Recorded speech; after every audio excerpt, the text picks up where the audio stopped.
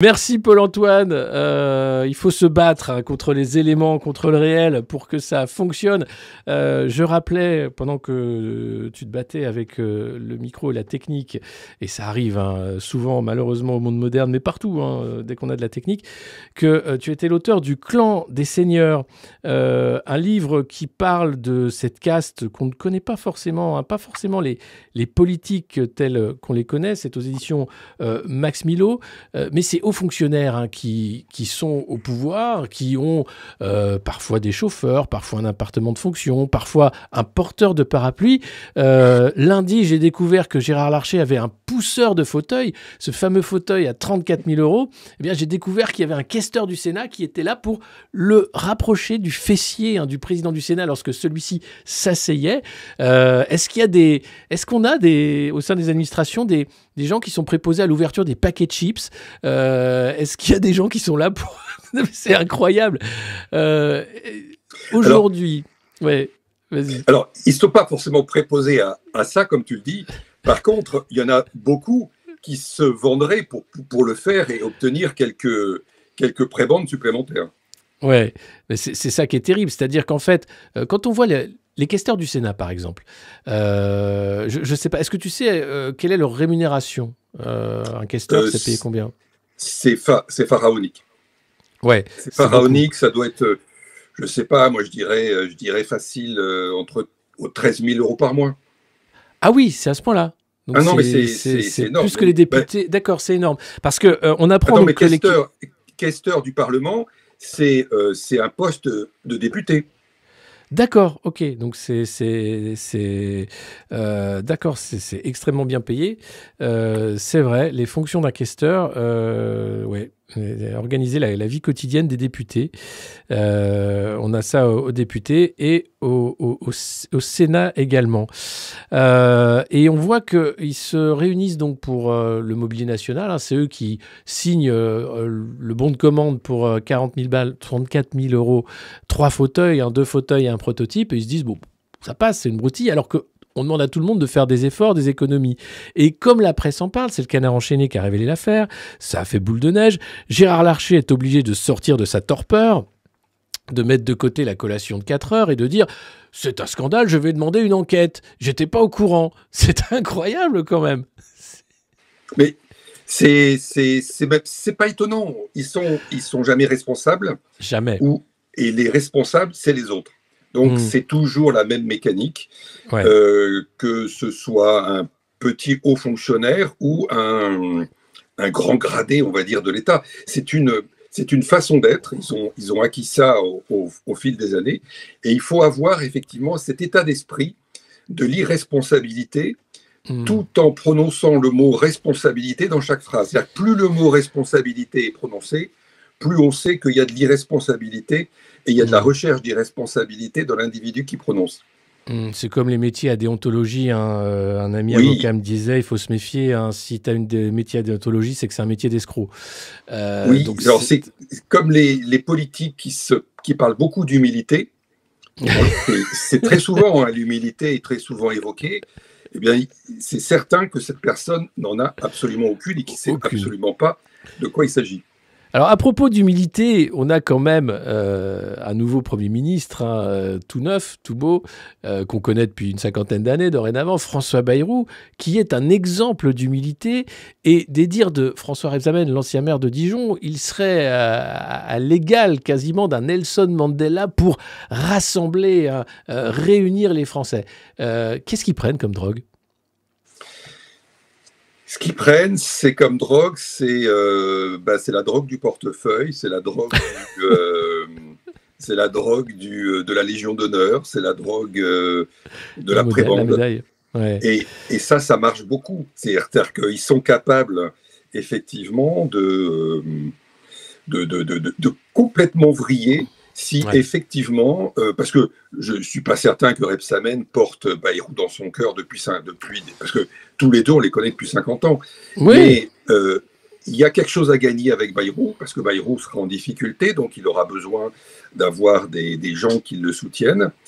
Et donc, il y a des choses à gagner, il y a des choses à grappiller, à prendre dans la poche des Français.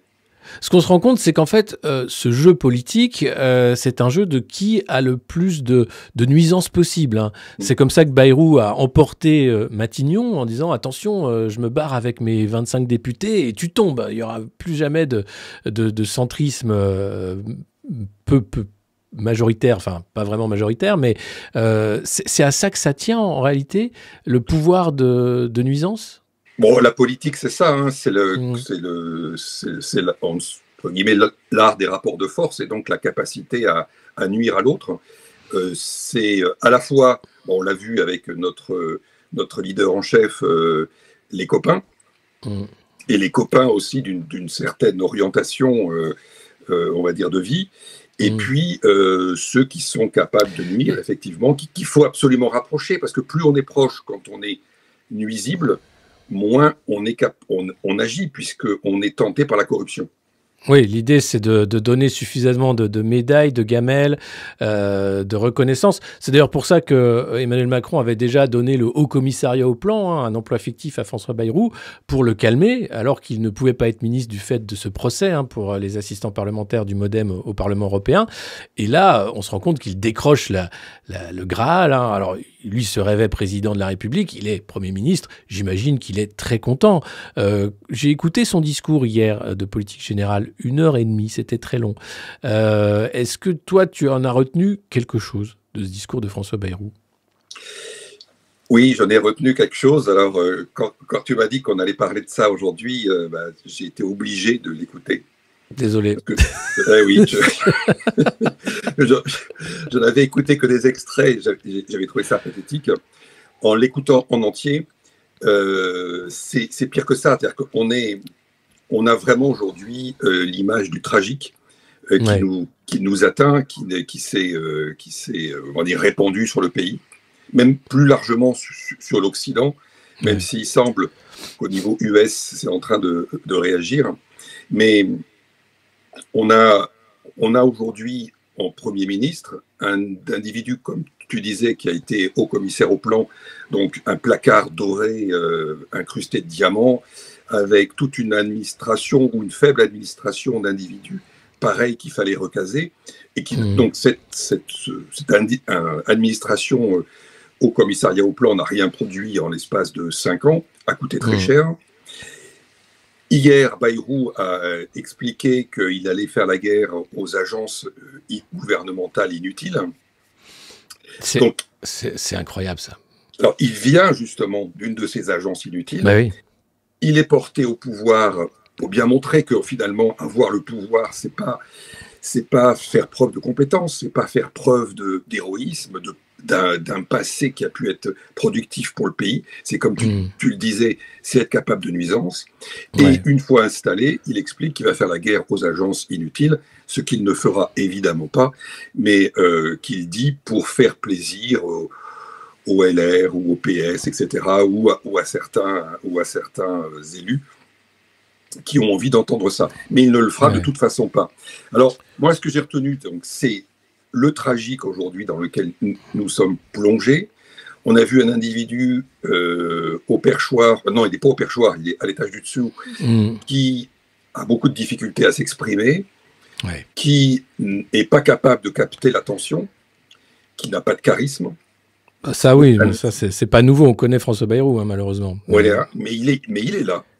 Et donc ça montre bien qu'on a un pays aujourd'hui qui est sans souffle, qui a perdu complètement le souffle, qui n'est pas... Alors, on nous parle d'innovation, on nous parle de développement, et il a des phrases qui tournent en rond. C'est une mécanique qui aujourd'hui, que l'on entend régulièrement, mais par des individus qui n'ont jamais innové, qui n'ont jamais développé quoi que ce soit, et qui ne le feront jamais, et qui n'ont même pas le début des idées pour commencer à le faire. Donc on est plongé dans un théâtre, dans un faux semblant généralisé, avec des députés qui écoutent ça, qui vont probablement pas le censurer parce qu'il a suffisamment mis de garde-fous dans son discours pour repousser les échéances où il pourrait être jugé à la fin du printemps, voire au début de l'été. C'est ça, c'est uniquement ça. Enfin, l'idée du conclave pour la suspension de la réforme des retraites, voir que le RN comme le PS jouent le jeu, ils ne sont pas dupes. En réalité, ils jouent le jeu. Ils choisissent d'être des supplétifs de la Macronie et de faire croire aux Français qu'ils croient à ce machin qui va arriver à rien. C'est scandaleux, en fait. C'est du théâtre, tout ça. Mais c'est du théâtre qui coûte cher. Alors, ça coûte phénoménalement cher, d'autant plus. Alors, ce qui est phénoménal dans ce discours, c'est que j'ai retenu à un moment donné qu'il allait débloquer des fonds pour réfléchir à comment réformer le pays. Oui. Tout en vendant des actifs du pays. Et là, on est arrivé au bout du bout. C'est-à-dire qu'on va encore dépenser pour penser à réformer, alors qu'on a des ministres de la réforme de la fonction publique depuis des années et des années, qu'on nous promet des simplifications qui n'arrivent jamais, et on va vendre des actifs pour financer la réflexion sur la réforme. Mais donc, je ne comprends pas comment c'est possible, en fait. C'est-à-dire que ça, c'est passé.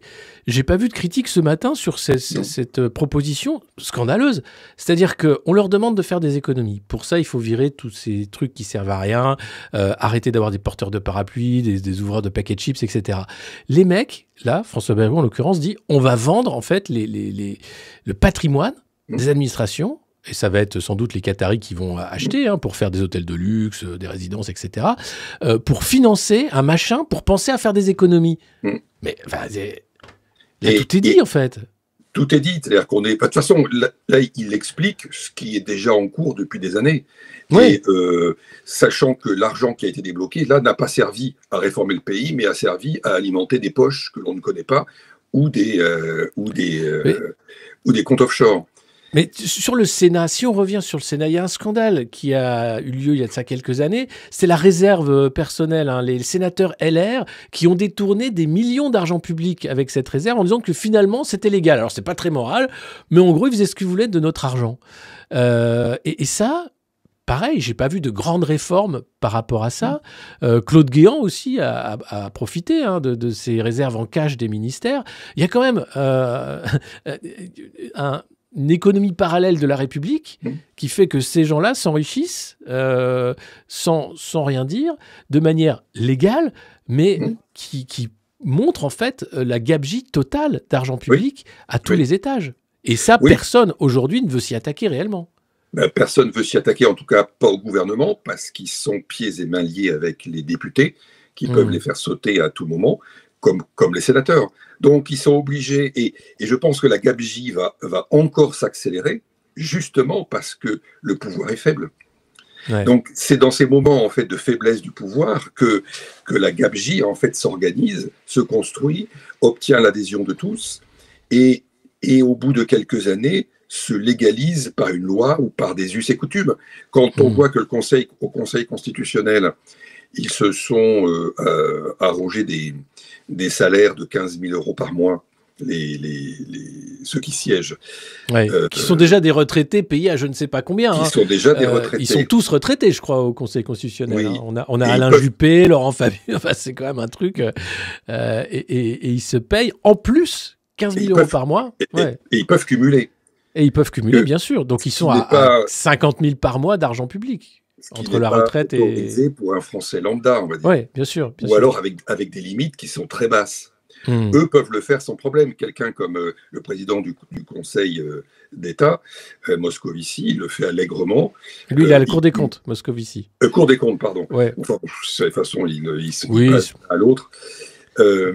Ils sont à 30 000 € par mois. Il est à 30 000 € par mois. Il cumule plusieurs retraites, plus un salaire de président.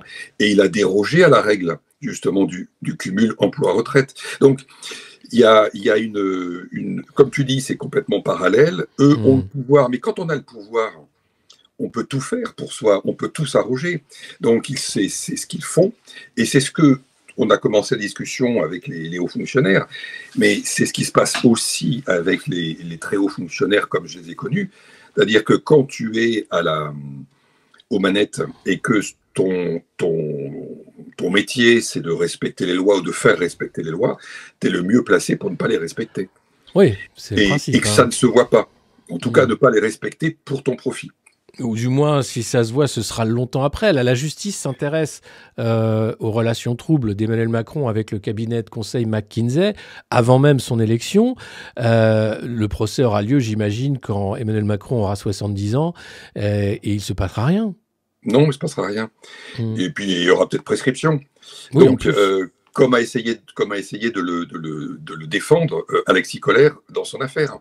Oui, C'est-à-dire qu'on est plus...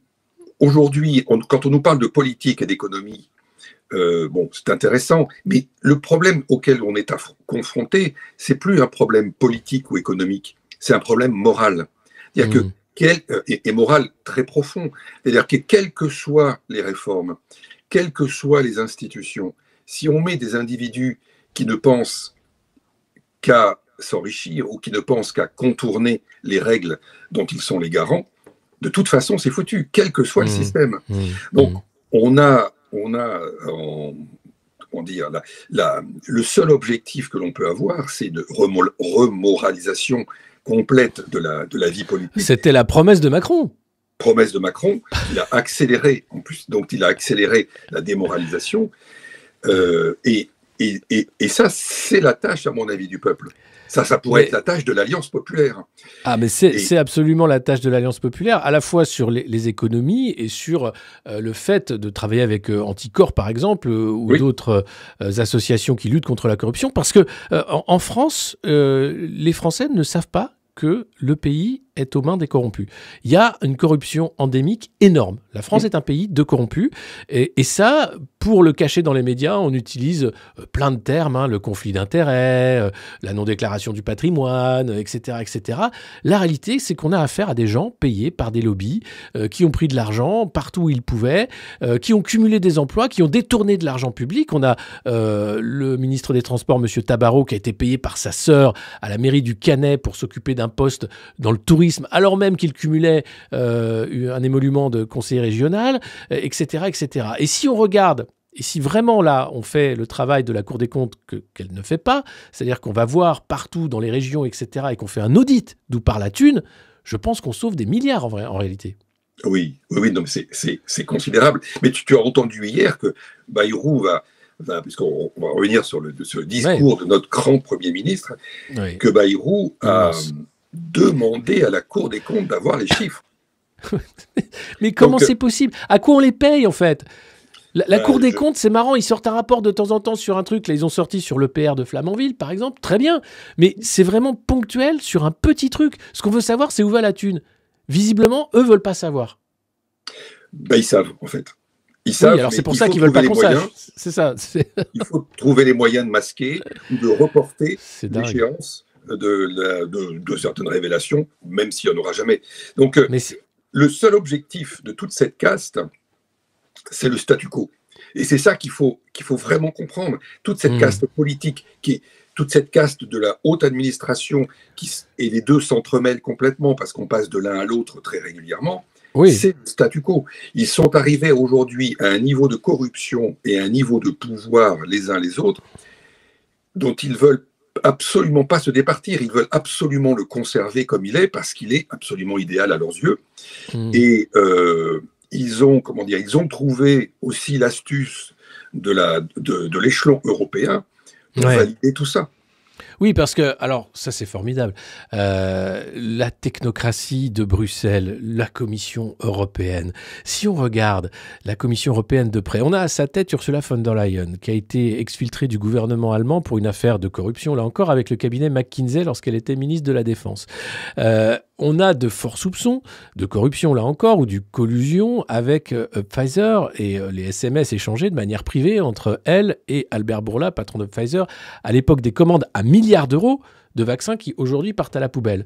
Le procès est en cours, elle fait tout pour ralentir cette justice, pour ne pas donner les informations au public, donc les SMS ont disparu, je pense qu'on peut les trouver en réalité si on cherche. Et vous avez les commissaires européens. Si on regarde les commissaires européens, vous avez des systèmes en fait entiers de pays qui avaient compris comment ça fonctionnait, et notamment l'Estonie, qui a utilisé un système de détournement, là encore, avec un commissaire européen dont j'ai oublié le nom, mais qui a été qui a été un mafieux en réalité, avec l'argent européen. Et encore une fois, personne ne veut s'attaquer à cette machine qui coûte un fric de dingue pour flinguer les économies européennes. Parce qu'à aucun moment, depuis que l'Union européenne existe, j'ai vu les économies européennes aller du bon côté. Et pourtant, ça continue. Et comme tu dis, c'est la question de la reprise de pouvoir du peuple. Et c'est long, évidemment. Ça demande une information libre. Ça demande qu'on dise réellement les choses.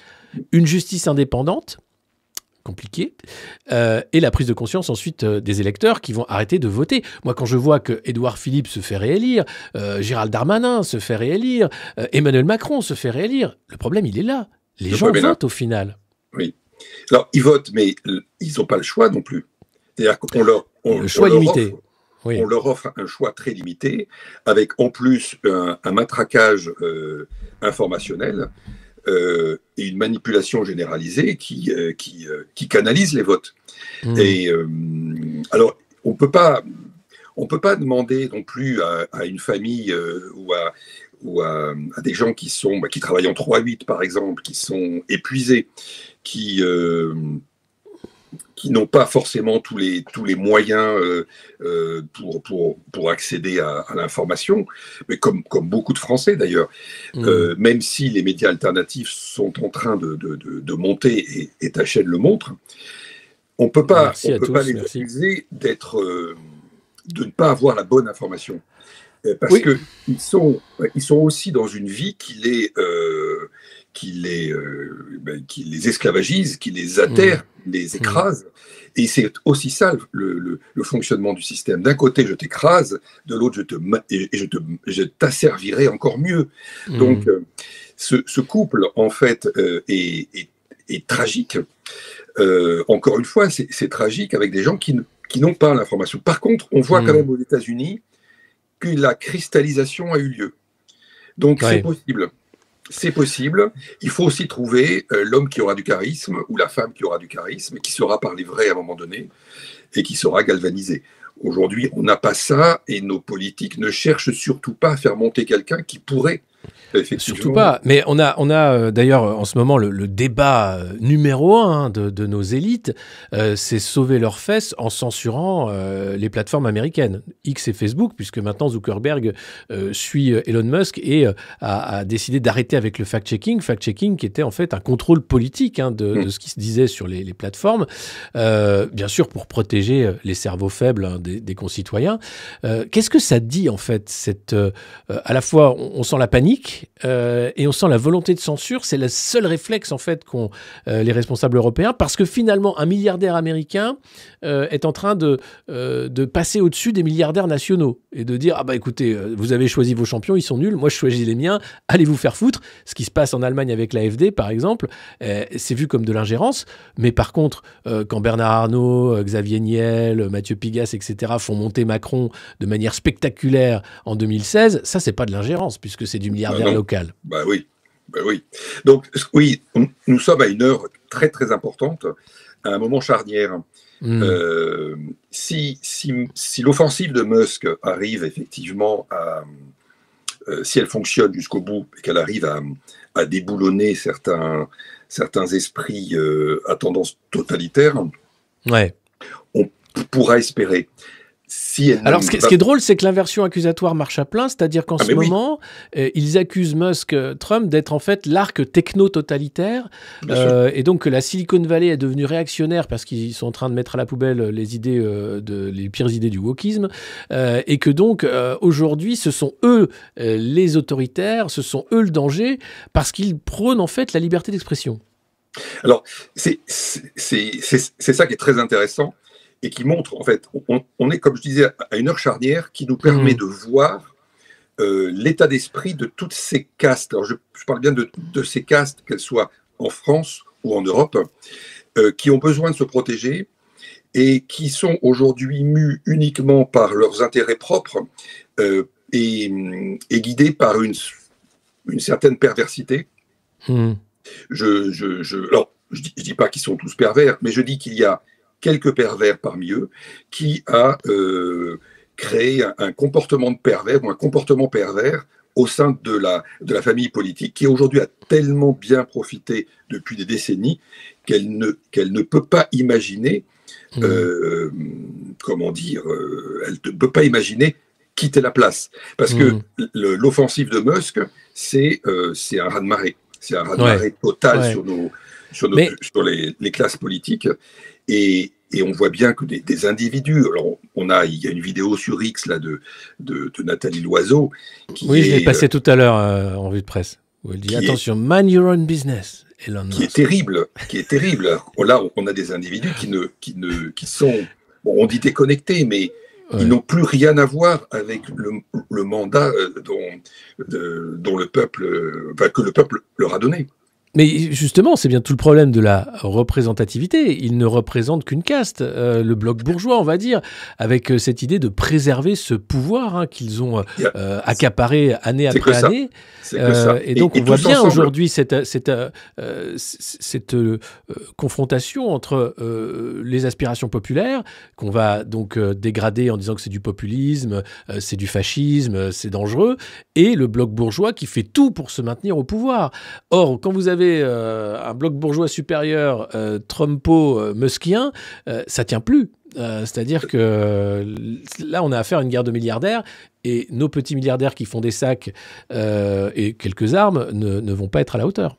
C'est pour ça que cette contradiction les pousse à une inversion accusatoire et les pousse à la panique. Là, on est à un moment de l'histoire très intéressant. On va voir comment ça évolue. Le risque, c'est que si l'offensive de Musk ne parvient pas à être successful et que Breton et autres ferment Twitter, là on rentre dans une obscurité qui risque d'être très pénalisante pour les Européens. Mais je crois que c'est assez intéressant de voir ça parce qu'en réalité, Ursula von der Leyen, la Commission n'est pas du tout sur cette ligne-là. Il y a un conflit d'intérêts énorme, c'est-à-dire qu'elle doit continuer d'agir dans l'intérêt de l'État américain, quel que soit le président, donc elle va s'aligner très rapidement sur Trump, von der Leyen, ça c'est à peu près sûr. Et on le voit d'ailleurs, on ne l'entend pas, la commissaire européenne chargée des questions du numérique est ultra discrète, et c'est les Français qui sont à la manœuvre pour dire « faut censurer », les Anglais qui ont quitté l'Europe, qui sont là pour dire « faut censurer, c'est de l'ingérence », un peu les Allemands parce qu'ils ont une élection qui vient, mais au niveau européen, on voit bien en fait que la Commission européenne est totalement inféodée à l'État américain, quelle que soit la couleur politique de cet État. Et donc, von der Leyen ne veut pas de guerre avec Elon Musk ou Donald Trump. Et donc, il n'y aura pas de censure. Si jamais il y a une censure en France de Twitter, je pense que Bernard Arnault ne pourra plus jamais vendre de cognac, LVMH en Grande-Bretagne, ni ses sacs qui valent une blinde. En Grande-Bretagne, en Amérique, je veux dire. Le retour de manivelle au niveau des douanes sera terrible. Donc, ils le savent. C'est un jeu de dupes, tout ça. C'est un jeu de dupes et von der Leyen n'a certainement pas envie de rentrer dans la polémique de Breton, qui doit jouer, à mon sens, il doit jouer un autre objectif, Breton. Je le soupçonne de jouer l'objectif Conseil constitutionnel.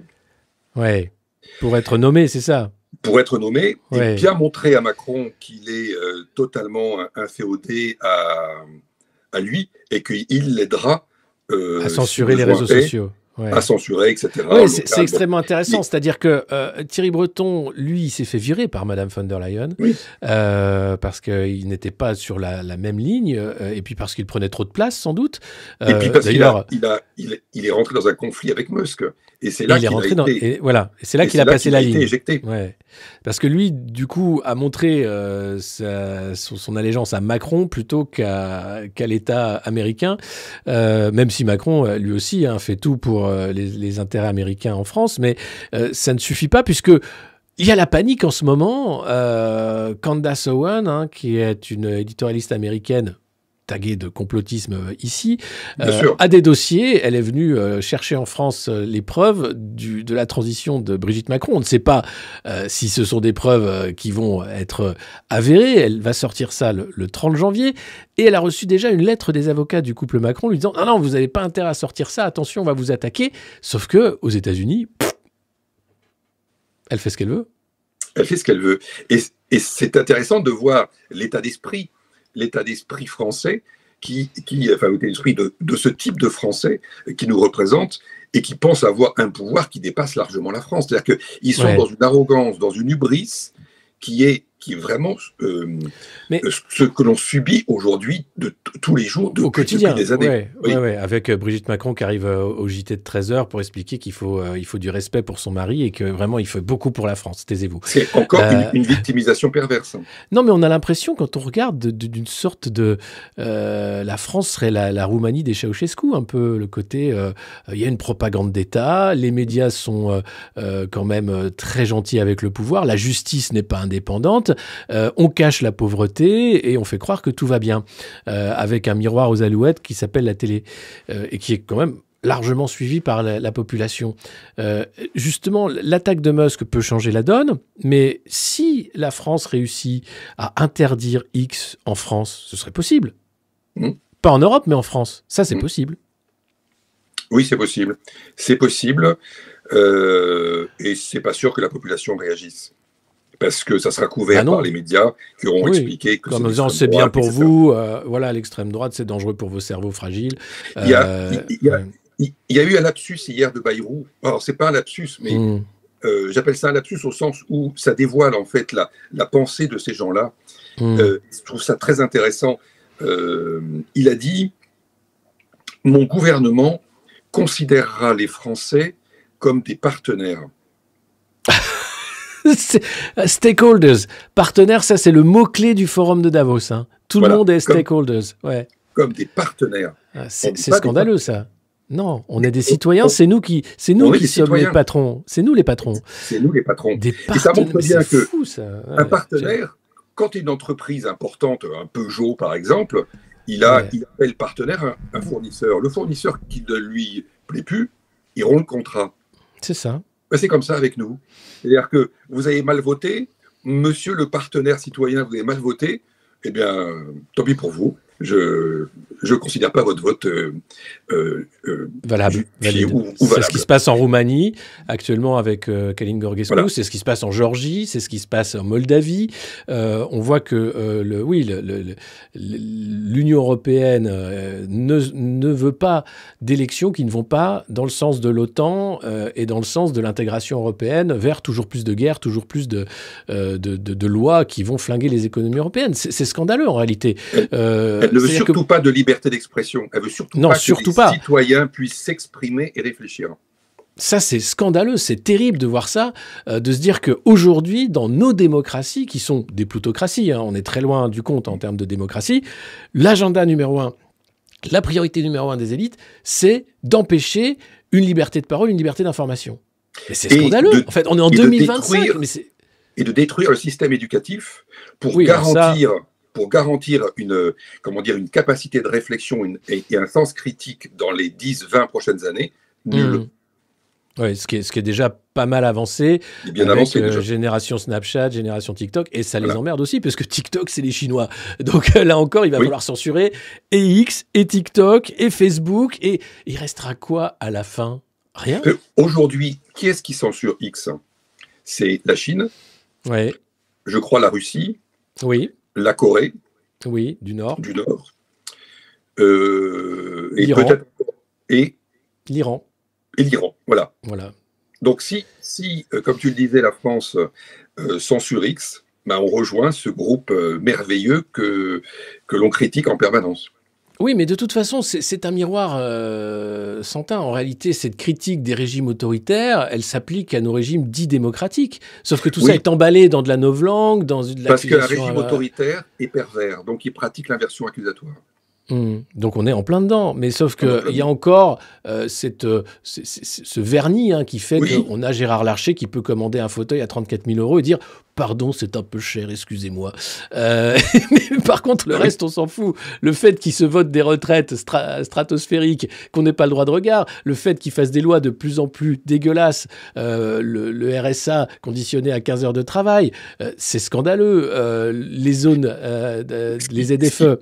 Ce qu'il faut voir, c'est qu'ils sont tous pour repousser l'âge de la retraite, effectivement, à 65, 67, comme Édouard Philippe. Mais ce qu'il faut savoir, c'est que ces individus-là qui crient effectivement cet objectif-là, avec 2 mandats soit de députés européens. Alors, bon, c'est les plus généreux, hein, les mandats de députés européens pour la retraite, ou deux mandats de parlementaires.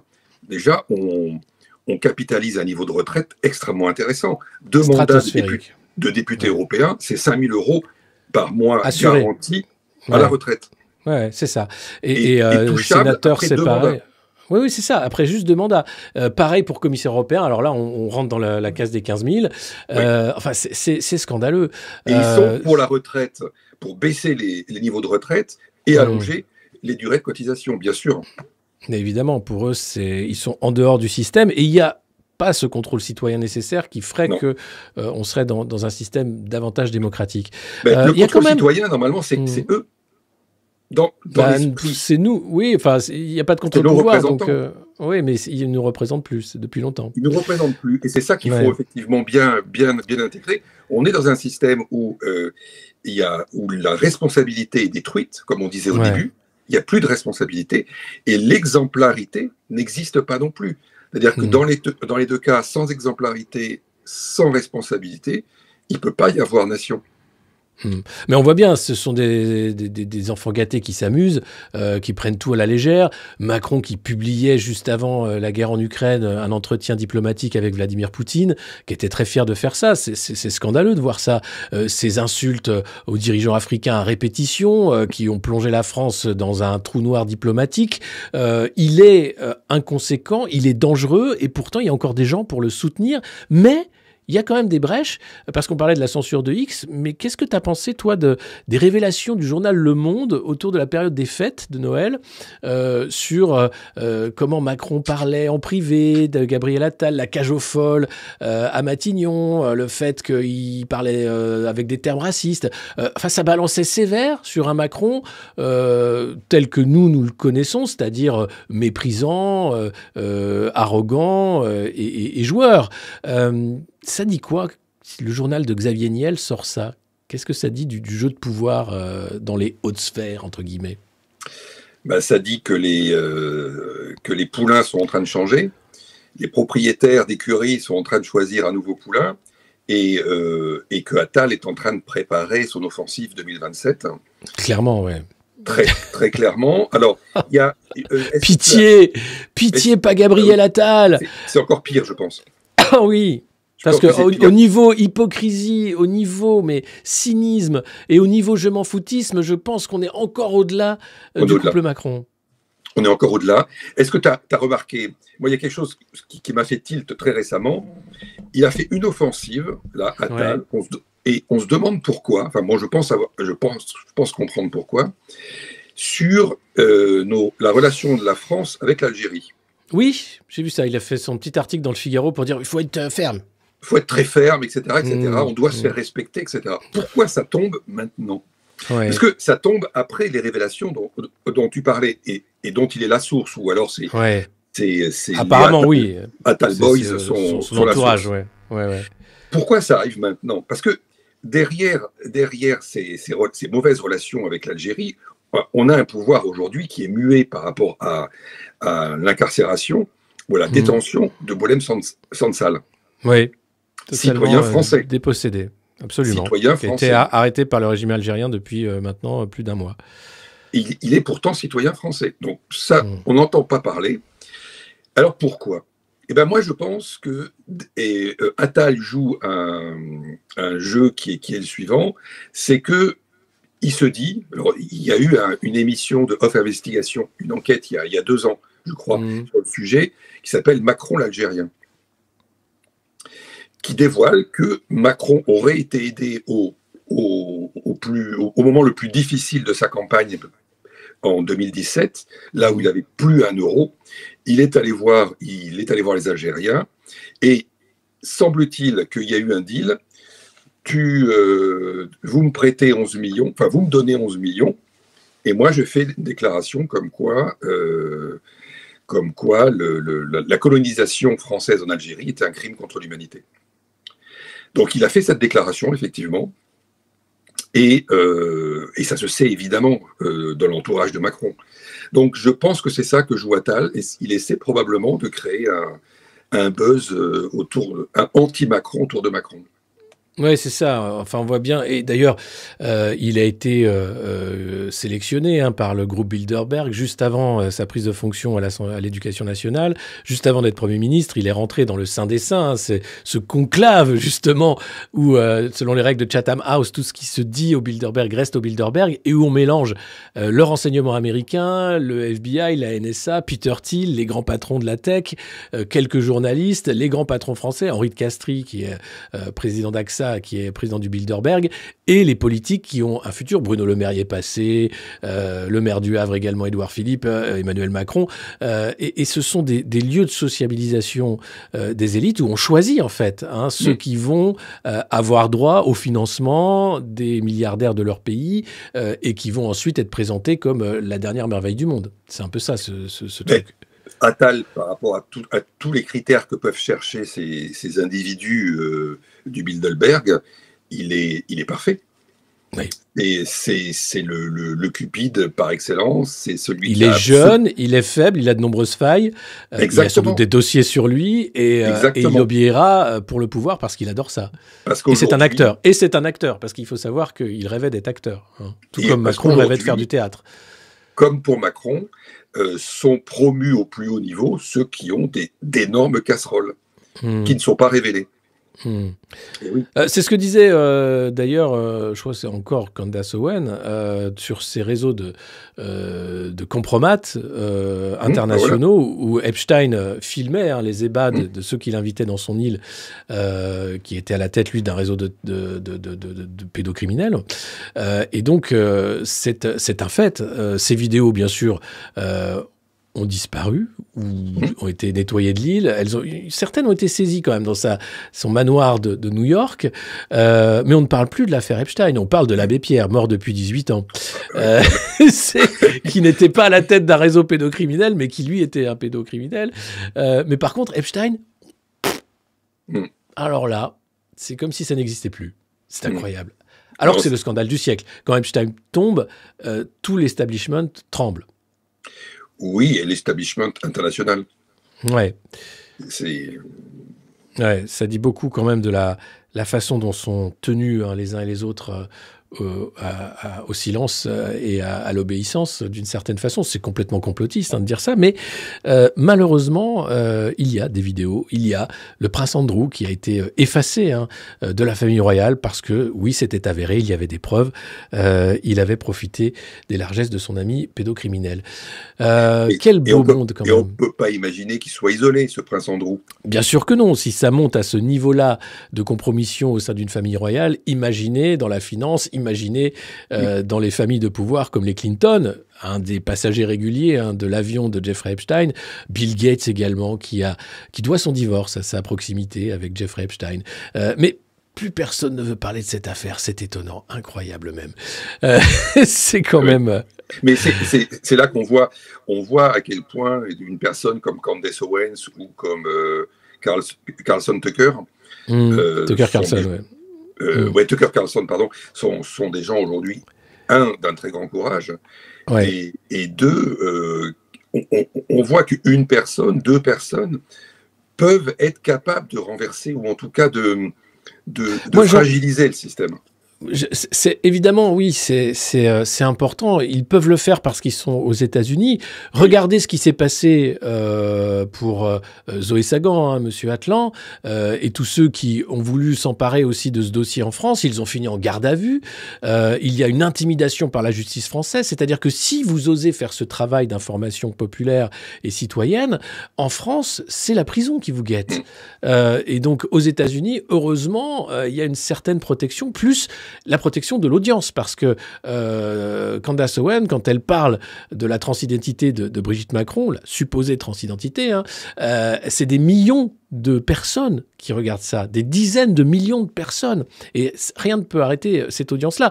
Nous, en France, les médias indépendants, les podcasts indépendants, alors comme tu le disais, l'audience augmente, mais on est très loin encore de faire l'équivalent d'un JT ou de pouvoir rivaliser, ne serait-ce qu'avec TPMP ou ce genre d'émissions qui drainent encore des milliers, des centaines de milliers de téléspectateurs. Et pourtant, c'est ça qui peut rendre le pouvoir commencer. La première marche de reprise du pouvoir, c'est la reprise de pouvoir médiatique. Ça, c'est extrêmement important. Oui, c'est la clé. C'est la prise de conscience des uns et des autres par la reprise du pouvoir médiatique. C'est la reprise du pouvoir par le citoyen. Aujourd'hui, le citoyen, il a complètement perdu tout pouvoir. Et on a des politiques qui nous mènent... quand j'ai entendu Bayrou hier, j'ai vu le chaos. J'ai vu l'homme incapable de tenir quoi que ce soit. Il arrive. Son équipe a expliqué que c'est lui qui a écrit tout son discours pour un prof agrégé, je crois, de français. Mais c'est nul. C'est ça. C'est pas brillant, hein, c'est du Bayrou. Non, mais on a même pas aujourd'hui des politiques c'est Nelson avec un peu Mandela.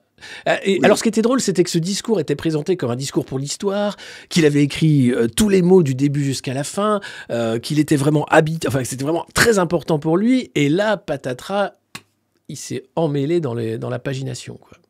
En plein milieu du discours. C'est incroyable. Comment c'est possible, un truc pareil? Il a expliqué qu'il était néophyte. Ouais, non, mais oui, c'est un néophyte, il a 73 ans, il commence. C'est monstrueux. C'est monstrueux. Non, c'est monstrueux. On est dans un trou noir. Moi, j'ai vu ce discours et j'ai compris le super pouvoir de François Bayrou. Et ce qui fait qu'il peut durer, c'est qu'il pompe l'énergie des gens, en fait. Oui, il arrive à éteindre tout le monde. C'est un vrai trou noir. C'est impressionnant. Et je pense qu'il a entre guillemets, une qualité que Macron a de façon extraordinaire, c'est de corrompre autrui. Mais comment? Il n'a aucun pouvoir, François Bayrou. Enfin, c'est d'où la c'est pas lui qui distribue les médailles, c'est pas lui qui... Enfin, si, Premier ministre, il va pouvoir nommer pas mal de gens au journal officiel, certes. Il peut en distribuer beaucoup, là. Ouais, là, oui. Mais avant cela, son pouvoir était uniquement un pouvoir de nuisance. C'était un pouvoir de nuisance, mais avec le pouvoir de nuisance, il a pu placer des siens. Et comme ça, grappiller du pouvoir. En fait, son groupe parlementaire n'a aucune colonne vertébrale idéologique. Elle est là uniquement pour grappiller des postes, c'est tout. Et alimenté par le jeu des subventions faites aux partis, une vie. On a vu sur les photos à quel point il est. Aujourd'hui, c'est un homme bouffi, gras. Alors, on ne dit pas le physique, bien sûr, mais comment on peut imaginer... Disons qu'il est rentré dans la ligue Gérard Larcher, là. On peut avoir un combat de Pokémon, Larcher-Bayrou, alors qu'avant, on ne le voyait pas au même niveau. Mais comment on peut imaginer que cet individu-là, il ait la pêche intellectuelle et physique? Parce que ce sont quand même... Il l'a pas, c'est évident. Il est très exigeant. Oui, il l'a pas, c'est évident. Mais Joe Biden a été président pendant 4 ans des États-Unis. Aussi. Voilà. Et Hollande a dit que c'était le meilleur président depuis des décennies. Non, depuis Obama, on va dire, oui. Donc, ce niveau de flagornerie, effectivement, et montre bien qu'ils sont absolument tous dans le même pot et qu'ils attendent tous la même chose. Un gars comme Hollande, aujourd'hui, il attend... Qui est député à nouveau, hein. Il a déclaré récemment qu'il voulait que Macron ne démissionne pas jusqu'en 2027. Bon, pourquoi? Son seul objectif, c'est quoi? C'est 2027. Il n'est pas prêt aujourd'hui s'il y a des élections anticipées. Il craint Mélenchon. Mélenchon, en 2027, aura 2 ans de plus. Ça commencera à devenir un peu plus compliqué pour lui. Hollande se dit, j'ai ma chance en 2027. Et pas en 2025. Donc, il fera tout pour maintenir Macron. Ouais. C'est terrible. C'est terrible. Et on en est là. Et du côté du RN, je pense que les jeux sont à peu près semblables. Du côté des écolos, rien à dire. Du côté du PS, c'est pareil. Voilà, c'est bonnet blanc, blanc bonnet. Et c'est ça qui aujourd'hui conduit le pays au chaos. Ça c'est une certitude, pas seulement la dette. Un des autres problèmes aussi, je parlais démographie dans la revue de presse, c'est la démographie calamiteuse de la France. Hein. On meurt plus qu'on ne naît en France. On est à deux doigts d'inverser la courbe démographique, c'est-à-dire qu'on est en train de mourir, tout simplement. Avec un pays vieillissant, avec des électeurs qui regardent la télévision et qui vont voter quand ils sont plus âgés. C'est ce qui fait le socle d'Emmanuel Macron. Je dis pas que toutes les personnes âgées sont macronistes, loin de là. Et je salue d'ailleurs tous les retraités qui regardent le monde moderne et qui sont pas du tout de ce bord-là. Et de l'autre côté, on a des jeunes, alors moins nombreux, et surtout complètement dépolitisés, qui préfèrent se divertir, qui préfèrent penser à autre chose, mais certainement pas à un engagement politique, sauf à la marge, on va dire. On peut dire que le RN est un parti où les jeunes s'engagent, et la France Insoumise également. Mais pour les autres partis traditionnels, qui n'existent plus, qui sont mourants comme la France, le PS, LR, c'est pas du tout le cas. Donc aujourd'hui, si on regarde le paysage politique plus le paysage démographique français, on a une bombe à retardement. Oui. Alors, bon, moi, j'en connais des jeunes qui sont soit au LR, soit au PS. C'est les mêmes que des Larcher, mais avec 50 ans de moins. Oui, mais ils rêvent déjà de médailles et de... Ils sont déjà formatés comme ça. Ouais, c'est ça. Ils savent que la politique, c'est ça. Aujourd'hui, ils savent qu'ils disent la politique, c'est ça, et ils se formatent déjà comme ça. C'est une carrière. C'est une carrière. Mais tu parlais de la démographie, effectivement, on est face à un vrai problème anthropologique aujourd'hui. On a une population qui n'y croit plus. On a ceux qui sont en âge de progrès, qui n'y croient plus, et qui ont une vie plus difficile, une vie beaucoup plus chère. Moi, je connais mais ce qui est, et c'est pas un ou deux couples, des couples qui disent « je ne veux plus, nous n'aurons pas d'enfants, parce que nous voulons jouer aux jeux vidéo tous les week-ends. » Ouais. Tu vois, quand on en arrive là... Il y a ça où il y a l'angoisse du monde incertain. Et j'allais y venir, l'angoisse du monde incertain avec la peur, la guerre, la pauvreté, la précarité, etc. Et cette ambiance de peur aujourd'hui, elle nous est imposée tous les jours, absolument tous les jours. C'est bien le problème. Bien sûr, tous les retraités ne sont pas macronistes. Heureusement, c'est ça qui nous sauve. Imaginez si tous les retraités étaient macronistes, mon Dieu. On serait... Oui. Mais il y a un mystère quand même, je crois, en mathématiques, c'est que la cote de Macron s'effondre, mais elle reste toujours à 18%. 18, oui, c'est merveilleux. Il creuse toujours plus bas, mais c'est toujours 18. Oui. Depuis les Gilets jaunes. Alors, il est monté, il redescend, mais je pense que la réalité, c'est qu'il est à 5. Enfin, on a affaire là à un autocrate qui n'essaye même pas d'avoir l'assentiment du peuple, puisqu'il gouverne sans lui, contre lui, et ça fonctionne. Donc, pourquoi s'arrêter? C'est pour ça que j'en veux beaucoup au PS, au RN, au LR, à tous ces supplétifs, en fait, d'un pouvoir qui doit aujourd'hui s'arrêter. Emmanuel Macron, il a peut-être gagné 2 fois dans les urnes avec la manipulation de l'information qu'on connaît par les milliardaires. La réalité est qu'aujourd'hui, il est désavoué par les élections, par sa politique qui montre qu'il a amené le pays dans une situation calamiteuse, dans des sommets de catastrophes inconnues. Et pourtant, les gens sont encore là, ces gens-là qui tiennent de ce système, pour le défendre parce que c'est la clé de voûte du système. Le président de la République, clé de voûte des institutions. C'est n'importe quoi. Ça, c'est ce qu'ils disent. Après, comment dire, grâce à Macron, ils sont couverts dans leurs petites affaires. Ils bénéficient d'un système très favorable pour eux. Ils veulent surtout pas une nouvelle dissolution. Ah non, clairement. Clairement, on sent bien que le but, c'est de durer, ne serait-ce que pour ouvrir le droit à la retraite. Bien sûr. Et puis après, on verra. Bien sûr. C'est ça. Mais c'est ça qui est absolument recherché. C'est ça qui est recherché. 2 mandats. Et enfin, chaque mandat ouvre droit à un niveau de retraite. Même si le mandat, il est d'un an, par exemple, avec une nouvelle dissolution. Ce serait intéressant de savoir. Parce que là, ça change la donne quand même. Mais il suffirait. Enfin, là, le problème, je vais t'évoquer un autre sujet qui montre bien que les us, année après année, deviennent quasiment légaux chez eux. Et d'ailleurs, ils se font fort de les légaliser. Dans la haute fonction publique, dans la très haute fonction publique, les grands corps d'État, à partir des privatisations du début de l'ère mitterrandienne, les hauts fonctionnaires se sont créés la possibilité de pantoufler dans les entreprises privées qu'ils ont privatisées alors qu'ils étaient dans les cabinets ministériels. Bon. Donc, ils se sont construits des postes dans le privé avec des salaires complètement mirobolants.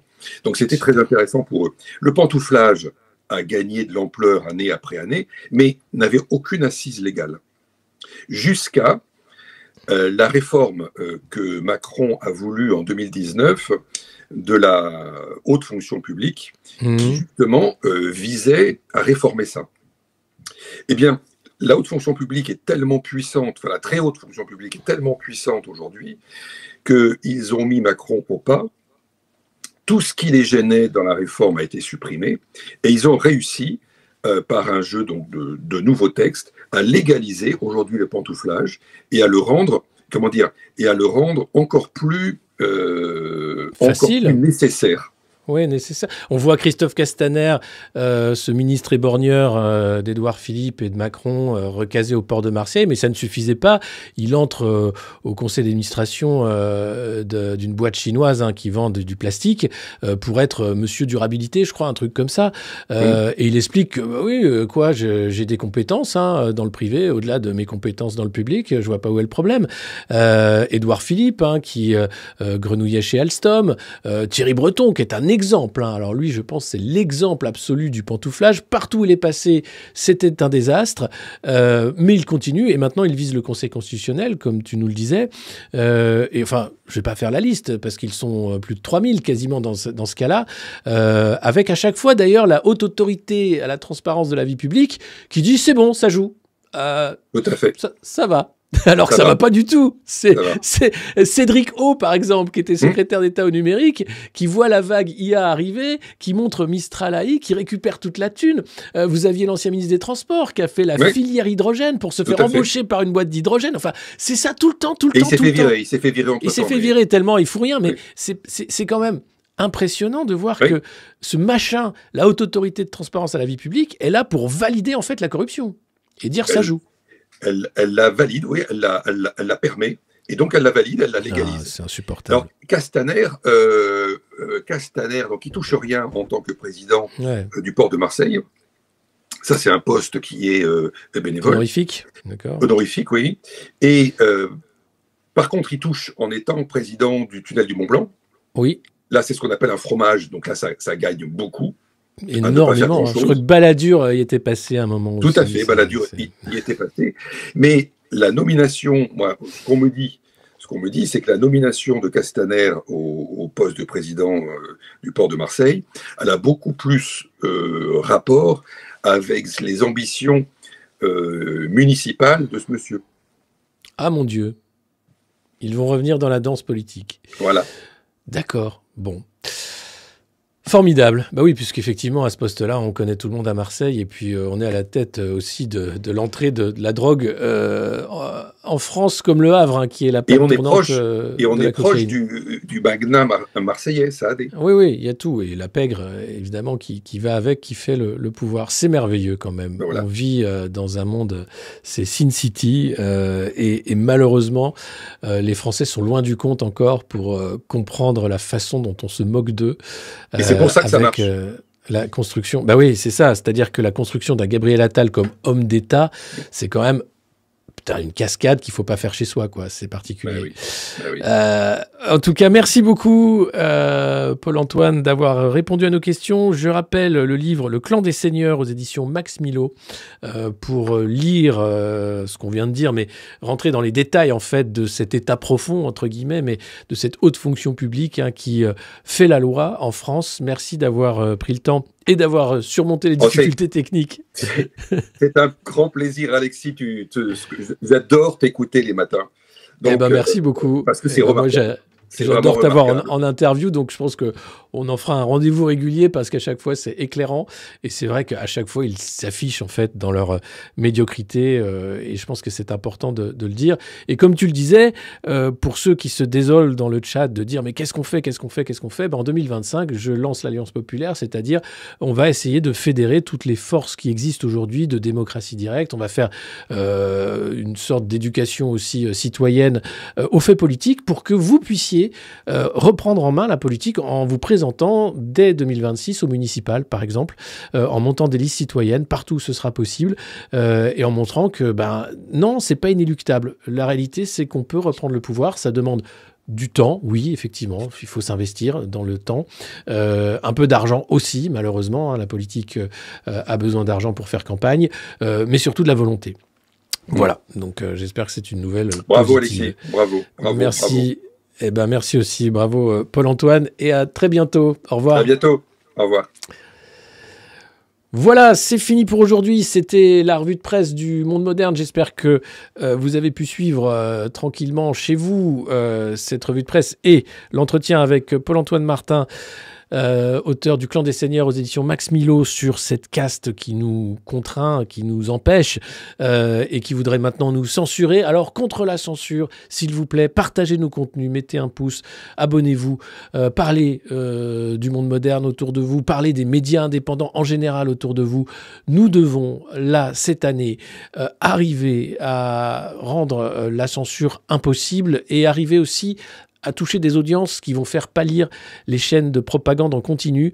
C'est un objectif que je nous fixe à tous parce que c'est vraiment important pour le débat démocratique, pour la suite en fait. On ne peut pas continuer de vivre dans le mensonge comme il voudrait que nous le fassions. Merci à tous d'être des fidèles soutiens depuis longtemps. Merci à tous ceux qui nous découvrent et qui aiment nos contenus. On continue, on ne s'arrête pas.